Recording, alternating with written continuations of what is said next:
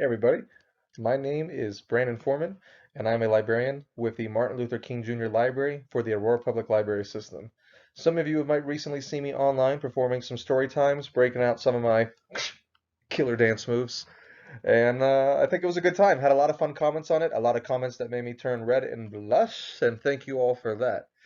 So, with all the hubbub happening, the Aurora Public Library system wants to continue bringing engaging activities and resources you can use during this time. And some of you out there might know that I've run a few interesting programs in my time with the library system. One of them being Into the Unknown, which you should see on your screen up right now, along with this devilishly handsome fella in the corner. Please be nice as you comment and react to this. Please, I'm very sensitive. And if you're mean to me, I'll tell my mother on you, and then we're both in trouble. So let's avoid that. Well, yeah, so let me tell you about Into the Unknown. This was a program I started over a year ago at the Central Library, where I just wanted to create a program where people can discuss all things fascinating and out there, extraordinary. So really, so many things fit into that. It can be anything from the paranormal to conspiracy to extraordinary abilities, extraterrestrial, unsolved mysteries, all of that. Just something where we can discuss the stuff that's, really interesting, not your day-to-day conversation. Um, no how's the weather or how's your father or anything like that. Um, Another big thing I like to mention in this program is that I like to address everything tactfully. Obviously, when you're getting the things such as this, you can get into subjects that touch upon spirituality and other related subjects, and I always push for respect and kindness as you speak of one another and understanding. The fun thing about all of us having different opinions and viewpoints is we can discuss it, and I think it's great to debate these viewpoints in a constructive manner. So that's what I ask as well for anybody who wishes to leave comments on this presentation. Now, for those who have been in one of my programs previously, you're going to see a lot of familiar things here. What I'm doing first is bringing back previous lesson plans, I guess you call them lesson plan presentations for Into the Unknown that more of the public might not have seen.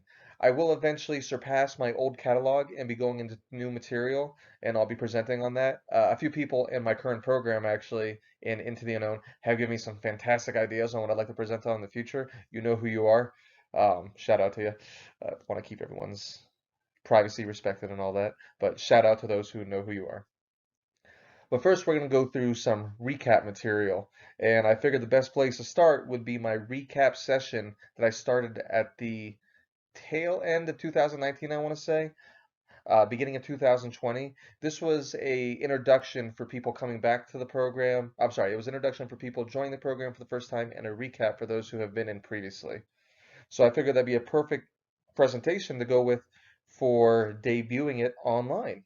So thank y'all. Let's get started for Into the Unknown. All right, next slide. Welcome to the unknown. So I see some unique photos here. Now, just so you know what some of these photos here relate to, we have faith healing, Easter Island, which ties in the mysterious locations. You have a picture there from Channel Zero, which is referencing creepypasta stories. What people think there to be a skunk ape, Bigfoot, Yeti, etc., although Yetis are usually found in colder climates. A very cheesy photo of a UFO, not real at all, but, fun photo. And then a picture of the Mothman, the Legend of Point Pleasant. Now, before I go further, actually, you know what? I should go further because you're going to see more of the what to expect. So what do you expect? 20 to 40 minutes of presentation. That'll probably be cut down and reduced in this current format. And then I had 20 to 40 minutes of conversation. This was contingent on the fact that I had an in-person group where we had a set time where we would discuss what I presented after the fact. Since this is going to be presented online, leave your comments. I'll be coming back to look at your comments and discuss with you. I think it's going to be a fun time. Conspiracy theories, science, media, religion, the paranormal, controversy, the criminal, the unbelievable, the unknown. Whew. Okay, take a deep breath, Brandon. That was a mouthful. And as we discuss all these things, once again, let's keep it respectful. I will let you know, though, I like to play devil's advocate for both sides of believing and not believing in something. If someone believes in something, I like to point out maybe some faults in that belief or some logical fallacies. Like, well, what if instead of this more extraordinary explanation, what if it's something simpler? And same thing for those who don't believe. I'll be like, all right, well, how can you explain this and that? I like to play both sides to really encourage conversation. I do like looking at everything analytically, though. I do not like to promote this program as an opportunity to encourage and enable, what's the best way to put it, unverified beliefs or not being able to break something down and really analyze it. I don't like blind belief in anything. Um, let's say if you saw a Let's say somebody saw a gray balloon really quickly float up behind a house, and they immediately want to say UFO, but there was just a parade recently, and many of these balloons have been let go. I want to point out, it could have probably just been a balloon. At the same time, though, if there's a situation where every logical explanation doesn't work, it leaves the unknown, and that's one of the most fun parts of this program. I love it when you truly can't explain a happening, and you get to look at the more extraordinary reasons. As I said before, what I expect of you, common courtesy, an open mind, be respectful of comfort zones. Usually I would say no dominating conversations, but since this is going to be in a comment format, don't really have to worry about that. Ask questions. Challenge me. I do not claim to be an expert in all of these fields. I am merely a librarian who likes analyzing data, verifying it, and presenting it to you. I am still going to get some things wrong. I am human. Correct me in a kind way. Show me your sources. Let's discuss this together. No conversation killers. In a meeting, in an in-person environment, that would usually be like, well, that's a stupid idea, or no, that's wrong. That doesn't encourage conversation, that just shuts somebody down. So let's keep away from that. And of course, have a good time. Recap some of my photos you have going on there. My very cheesy photos in the background. Black-eyed children. A gray alien. The eyes of the Mothman. A very poor silhouette that I made of the Yeti, Sasquatch, Bigfoot, etc., etc. So now this is just going to be a very brief like a touching basis with some of the subjects I covered. So here you have some of the oh yeah, that's right, the video popped up. If you've ever heard of the Battle for Los Angeles, a film was made about it too. Years and years ago, on February 25th, 1942, strange lights were found in the sky. It witnessed by so many residents, which they could see these oddly shaped lights. The There was sirens going off. You can see a little bit before the video popped up here, the headline there that air battles rage over Los Angeles. And you have the photo there on the left. If you look it up online, go double check on YouTube, you're going to find a lot of these videos with these weird light formations coming over the sky there, which hundreds and hundreds of residents have seen. And to this day, we still don't know 100% sure what happened. It could always be a military foreign aircraft. Um, since it was 1942, we were worried about, what was happening possibly with involvement from Japan. Japan claimed no involvement, which again, that is during this fictitious time, that was one region claiming no involvement. It could very well absolutely be true, but they could have been involved as well as any other foreign military government, maybe our own government with testing. There was no concrete evidence, though, one way or another, what this could be, but it was extremely fascinating and one of the most widely documented cases of a UFO. And for the record, UFO does not mean just alien. It's an identified flying object. If you saw the house from up flying on by and you didn't know what it was, that was an identified flying object. It doesn't have to just be alien, so you know. Another thing I looked at with our previous year of Into the Unknown sessions, and which I'll cover in a future session, were cryptozoology. Cryptozoology is the study of cryptids, which are unclassified animals. It could be of any kind of creatures. The platypus once fell under this criteria. The giant squid for a long time was thought to be just a tale of legend. Now we know these things are real. So a cryptid, when people talk about these creatures such as Bigfoot, Chupacabra, I'm most likely pronouncing it wrong, the Mokol maybe, a lot of people like to say monster, and I think when you say monster, that takes away from the credibility of whoever is discussing that subject. And monster paints something that's truly fantastic and surreal. A lot of these creatures could absolutely be animals that we kind of are aware of already, and it might be a slightly different evolved form of a different creature, maybe a hybrid of some sort, or it could have just been a misperception. monster, I think, is a too strong of a word for what these creatures may or may not be. So here you have the Mkolmebi. In the native language, it was the one who stops the flow of rivers. It was believed to be a long-necked dinosaur. Any of the different type of dinosaurs we had that had kind of the long neck form, such as like the Brachiosaurus and the Brontosaurus. Although, if I remember correctly, I think Brontosaurus actually go by a different name now, but I am not brushed up on my dinosaur name. So please correct me and add in the comments below, to the side, above, wherever the comments end up, for what you think, or not for what you think, but what you know with long neck dinosaurs. And numerous tribes of people in this area claim to see this creature. And in many expeditions, a lot of current reality shows gone out to try and find this creature. Obviously, no one found anything. If somebody found a living dinosaur, that would be all over the news on the front page of everywhere, and it would be one of the biggest finds in history. So we know that didn't happen, but it's really interesting to think about nonetheless. My phone just went off like I called Siri. Nothing, Siri. I don't need you. All right. I think she stopped listening. So some theories on what this creature might have been, and I added some pictures here for reference. Fallen trees, wakes and reflections, a swimming forest elephant. If you see the picture there in the, I want to say it's going to be the top right for you. Maybe it'll be mirrored in the top left, but you know, you can see the picture of the elephant swimming through the water and its trunk coming up out of the water ever so slightly. If somebody's tired, has heat exhaustion, or they just see something from far away, I can see how they might think that's some kind of dinosaur. And you see some, an artist depiction here. The photo on the bottom left appears just to be a Photoshop crop image. It's, I mean, that's really, really, really looks like a dinosaur there. This would have blown up more though if it was something with a bit more credibility. At the same time, you can also see how it kind of looks like the elephant, the actual photo of the elephant you see above. You see the hump there, and then how short the elongated portion is compared to the big hump. Looks like it could be an elephant in its snout, possibly. Then you have the picture at the bottom there where it does look like a real photo, but that could just be so many different things. That could be a oddly shaped log that's just floating through the water. It could just be a few things.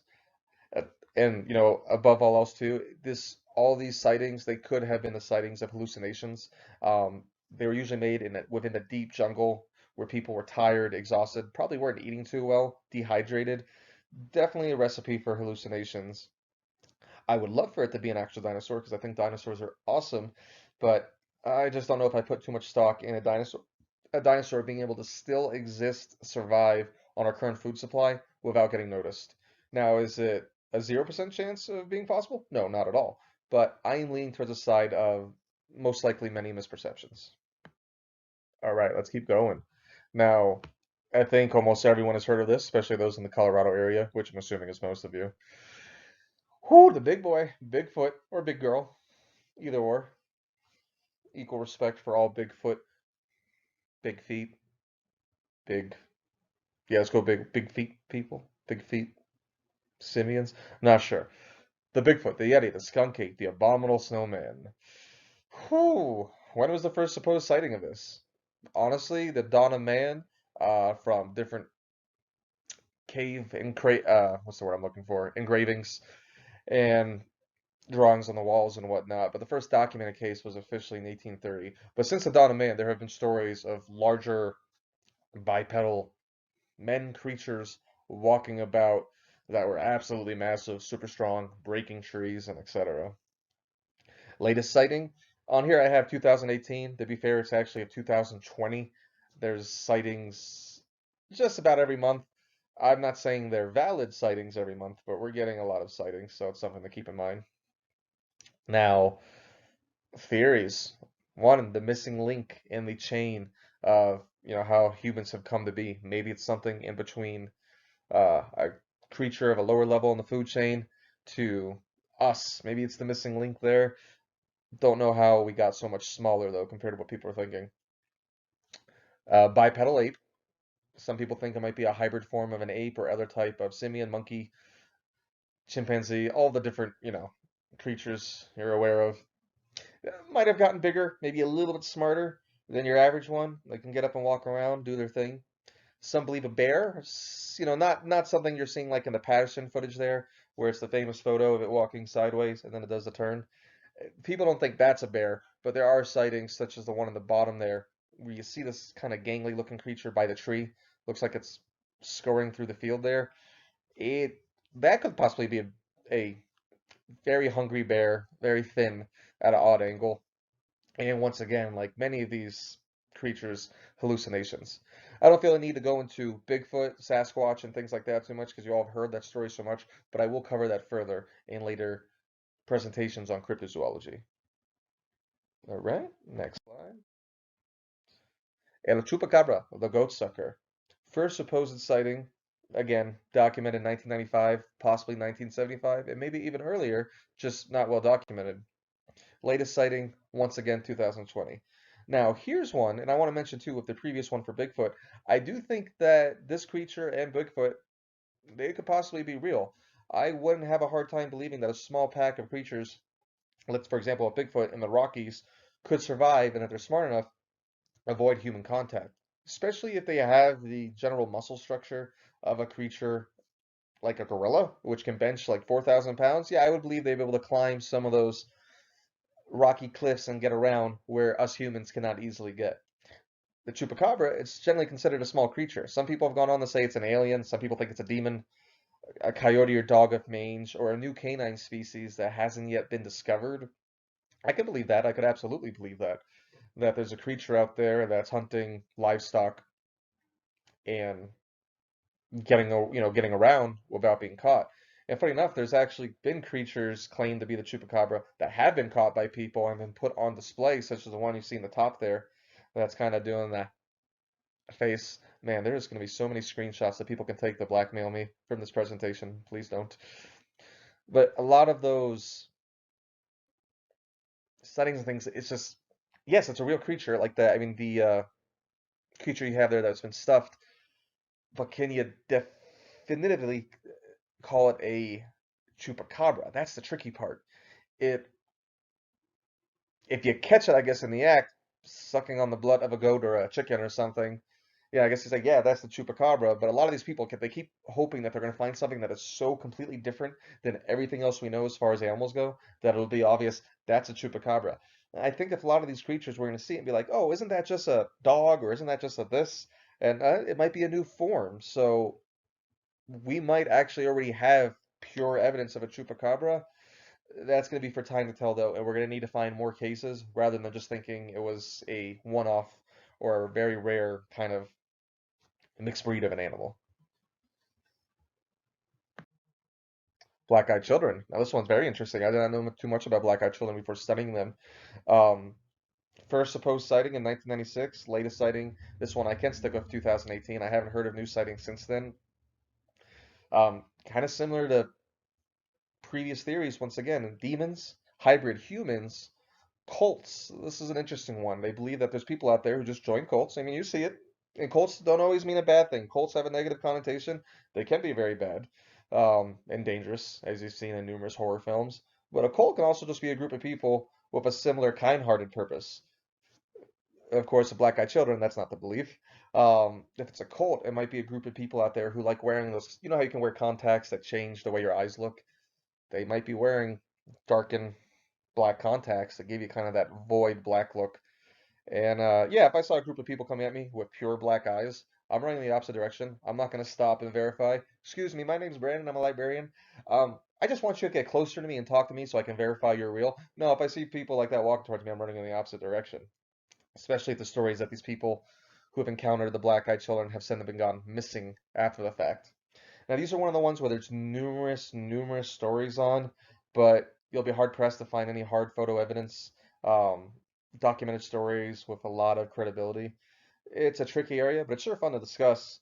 And I'll be sure to let you know if I run into any black-eyed children or adults or anything like that at all. Yes.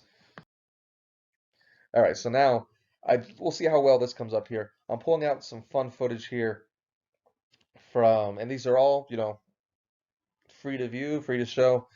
This is me showing people that you need to think analytically. You cannot get stuck in your own head and immediately believe everything you have to see. You have to use that old noggin there and really think, is this real? Am I looking at something that's a clever video job? Now, this is from a YouTube creator named Hollywood Scotty who creates video effects purely at the intention of creating cool illusions and sightings of like mysterious creatures, aliens, things like this. So up here you have Cthulhu, and we'll see if this. Whoops. Nope, I don't think the videos do want to work. Looking at that. Okay, so what I'll do instead then is I'm going to reference these for you to find online. So right here, I'll make sure you can see the videos. The first one was Hollywood Scotty Cthulhu sighting. Throw that in on YouTube. Then you have the Fallen Angel sighting, a very interesting video that's never been traced to a source where people think they might have found a fallen, well, what looks like to be like an angel, human with what looks like wing stumps that were missing. Very cool video, never been disproven. Here, you can also find this under the Bloop, Slowdown, Julia. It's a whole bunch of them. It's basically these underwater sounds that were found at an extremely low level in the ocean. And due to the frequency and the type of sound it's making, people believe that it could be an organic, a creature. But for it to be a creature, it would have to be 4 times the size of a blue whale, which is the largest documented creature, which is terrifying to think about something 4 times the size of a blue whale. Definitely look these up. Another common theory is that it might just be ice quakes, quakes underwater, earthquakes that are causing the sound, and they just happen to be coincidentally match up with that of a creature. It, you know, I can see it going either way. I will say though, if there was a creature that large at the bottom of the ocean, it would have to be something that doesn't have a typical skeletal structure. It just wouldn't be able to handle the water pressure and the weight of itself under there. So it would have to be something like gelatinous, I guess, um, with my limited knowledge, from what I understand. Let's see what we got in the next slide. Oh, Julia, as I previously mentioned. That's a big fish.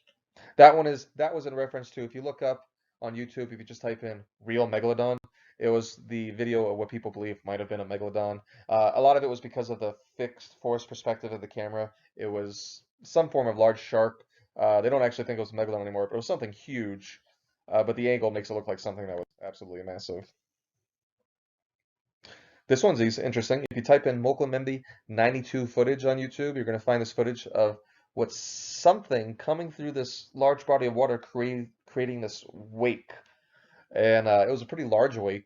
And granted, it could have been an elephant or something like that, but interesting footage to see nonetheless. Iceland's Loch Ness Monster spotted. That's what you're going to want to type in for YouTube. This one. Very interesting. What looks like to be a serpent-like creature swimming underneath the water, creating a very unique wake. I forgot how many of these I had on here. I'm proud of myself.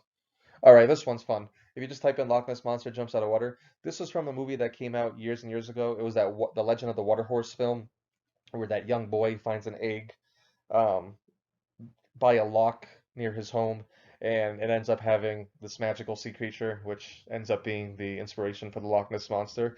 This footage was actually made as viral marketing when that film came out. And it's really cool footage of what looks like I guess you would say a plesiosaur jumping out of the ocean and landing back in. Once again, it was fully admitted to be viral marketing for that film. If you actually watch the film, you can see that exact scene happen. And it was cool footage nonetheless, though. But once again, if you had this kind of clear footage of what looks to be a ancient sea creature jumping out of the ocean, that's going to blow up the internet. Everyone's going to hear about it. Footage of the supposed chupacabra walking. Don't know what else to say there besides that. Just type in chupacabra caught on tape 8/12/08 on YouTube. You're going to get this footage. This is a fun fake one. Uh, there's a creature out there referred to as the Thunderbird, which some people think is a giant eagle, a pterodactyl. A lot of explanations of just a large animal, flying animal. This footage is a really cheesy footage of what looks to be like a remote controller, a kite of a pterodactyl flying around. You can tell by the stunted movements that it's obviously something fake, but something cool nonetheless. But some people would fall for something like this very easily. So still a good thing to bring up. So, to teach people to think analytically. I forgot I named this ocean noodle. The deep sea frilled shark. Ooh, do not quote me exactly in the time frame here, but this frilled shark when it was first discovered years ago, or rediscovered, I should say, it was because it was sick and it came up closer to the surface of the ocean. Usually these things are far deeper, and when this was first discovered, I believe the number was 93 million years. I'm not sure. Basically, people thought this creature was extinct for a long, long, long time, and turns out there's still a couple stragglers out there. All right. And guys, so that was the first recap and first digital version of Into the Unknown. For those who, again, who have come to this presentation previously in person, sorry for the redundancy, but for those who've never seen it, hope you find this to be an interesting program, some cool things to discuss about. Hopefully I gave you more information that you can go online, further verify, check, get engaged with, have some fun. Um, where this ends up getting posted, where it's provided, please leave comments. I would love to discuss with you a lot of these subjects. Put in requests for future sessions, although I will be meeting the request of my current members who have previously made requests already first, but I will take requests for future uses. And yeah, let's have fun with this, everybody. I hope to have a good time and some good, really good conversation. Looks like we're coming in close to 30 minutes here, so I think that was pretty good. And everyone, be well, be safe. Keep an eye out on the numerous library pages, auroralibrary.org, auroralibrary.org, the Aurora Public Library Facebook. We're going to have a lot of fun things coming your way, and we're going to be staying with our community, and we're all in this together, all right? Thank you again. Brando out.